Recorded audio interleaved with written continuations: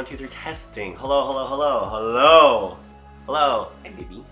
Okay, let's get this over with. So, I started recording this at like 12 o'clock this afternoon. It is now 6:22. 6 hours. It has been 6 hours of me struggling. So I recorded, stopped, recorded, stopped, recorded, stopped, and I went through everything and I was like, you know what? This is probably good. I've probably got enough here that it works out really well. And then I put it into my editing program. I started editing everything, and I was like, this is trash. This is so bad. And it's really long. It was like 17 minutes long, and it can't be 17 minutes long. So, this is the final recording. This is my first video of 2020. This is the first video of trying to make YouTube a real thing this year and be motivated and do stuff. And today, we're gonna be talking about mobile photography and upping your game, upping your mobile cell phone photography game. But you already read the title, so you already know all this, and that's why you clicked the video. Let's get into tip number 1.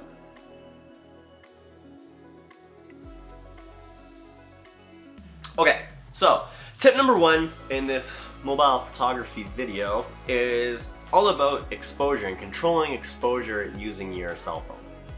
So the way that you control the exposure is on iPhones, anyways, if you click on part of an image, you get this yellow square that pops up, and it has a little sun beside it. So that's basically saying that whatever is within that square is where the phone will take the exposure reading and make it even. Even exposure meaning that the dark isn't super dark that you can't see detail, and the bright isn't like exploding out and looking like it's the sun kind of thing.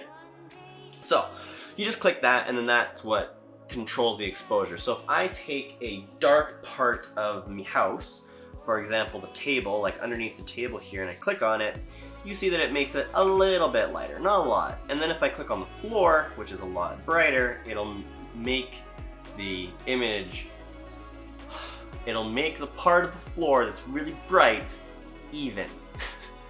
Okay, so dark part, light part, changing it. Okay, so that's tip number 1. So you can control your exposure that way. What you would use this for basically is, let's say you're taking a picture of somebody outside and the sky is super bright, obviously, and then they are in the shadows or really dark. And then your phone just automatically exposes the sky because that's the brightest part. It's like, you know what? We're gonna make this even exposure, but then your subject is now silhouetted. So then you just click on your subject, and then your subject will become nice and bright, and then your sky will be even brighter, but you'll be able to see your subject. Kind of along the same lines is you can actually lock your exposure by just holding the screen anywhere on the screen, and then you get this thing on the top where it says AE/AF lock. That means your autofocus is locked, or sorry, it's auto exposure and autofocus is locked. So now you can control your exposure manually by just sliding your finger beside that box, and you see that little sun comes up and down, and you can see that that's where you can actually manually control the exposure. So if you want everything a little bit darker, moody and gritty looking, then you can do that, and now no matter where I move my phone, it'll maintain that darkness. Okay, so my next tip is upping your selfie game. Instead of taking a selfie, try taking self-portraits, which is essentially the same thing, you just don't get that selfie look. A selfie is like you're holding the camera, you click the button, and everyone knows it's a selfie. You can see your arm in it, you can tell like it's like this front one, you can just tell it's a selfie, you know? You're getting like your head to like your sternum kind of look, and like everyone knows what it is. Or you're like getting all your friends in there and you're like taking a cool photo, and like that's all well and good. Don't give up on the selfies.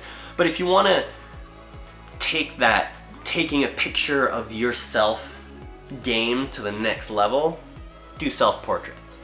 So you open up the camera and then you select the timer function. You can go 3 seconds or 10 seconds. And then you're gonna prop your phone up somewhere wherever that may be, propping it against the couch, a cushion, a book, the corner of a window sill, whatever it might be. A tripod, if you have a tripod. You're gonna prop your phone up. You click the volume button or the shutter button on the thing. Fun fact, you can take the pictures, your pictures, with the volume button on the side of your phone. You start it, and it goes 10, 9, 8, 7, 6, 5, 4, 3, 2, 1, and then it takes the photo. Okay, so you see this little light counting down. It's about to take it, 2, 1, and take it. Okay, so that's just a really cool way to make it seem like someone else is taking your photo. Okay, so instead of getting that super typical selfie look with the arm in there and stuff like that, you will get a more artistic and elevated level of taking a picture of yourself while still maintaining that like selfie feel, where you're not like, hey buddy, can you take my photo? You know, like you might be alone, whatever. If you're in a coffee shop, prop it up against the window of the table, take that picture of you sipping coffee, post it, be like, coffee for one, 2020, let's go, whatever your caption might be. But self-portraits instead of selfies, go.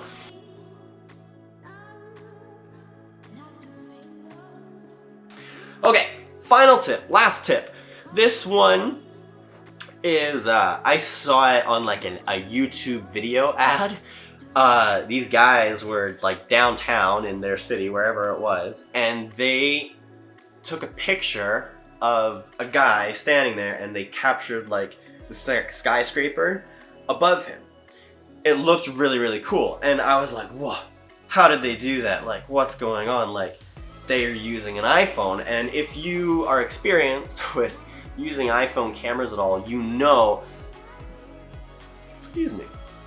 you know that the camera is not a like, you can't get a lot of things in the camera. So for example, if I'm gonna take a picture of the Christmas tree and I just like point my camera here, like, okay, so I'm gonna take a picture of my Christmas tree, point my camera towards it, I can't see all of the Christmas tree. Like there's no way. Like I can go like this and do like this kind of thing. So if it was a video, it would work really well. Or I have to like move farther back. Oh, and now I can see it, but I'm like leaning away or shuffling back. So if you're at dinner, if you're in a coffee shop, again, kind of thing, then you're like leaning as much as you can to like try to get everybody or everything in the picture that you want. On the new phones, so new iPhones and a lot of the other phones, they have like 3 cameras. So they do have a wide angle, which is you can see everything. And then they have like their normal one, and then they have like a zoomed in one. So obviously if you have the wide angle one, you don't really have to do this if you don't want to. So disregard if you have the wide angle camera. If you don't, here's a really easy way to not have to like lean and move far away from people. Use the pano mode on your camera, and then you just click and move up until you see all of your subject. Click again, and now, boom, it's like you just took a wide angle picture without having to move or lean. So again, using coffee shop as an example, if you're sitting there with your friends and you want to take a nice picture of them sipping their coffee, and like maybe the coffee shop is super cool, like rustic industrial looks, you want to get lots of the background in, and instead of like moving away and doing like a photo shoot, like a full-on like scale, like going like yeah kind of photo shoot, then just like open your pano mode, take the photo, move it around, you can go side to side, whatever, and still capture everything that you need. Basically, it's cheating a wide angle lens. Okay, so that's everything. This is my 10,000th time recording this video. I think I got it all. I think that will fit in 10 minutes. Let's hope. This is my first video of 2020. Second video of 2020 will be coming very soon. I'm going to be talking about the editing that you're going to be doing on your mobile device. So if you're interested in that, subscribe, check out the next one, whatever. I think I did it. I feel good. Let's find out. I'll catch you guys in the next one.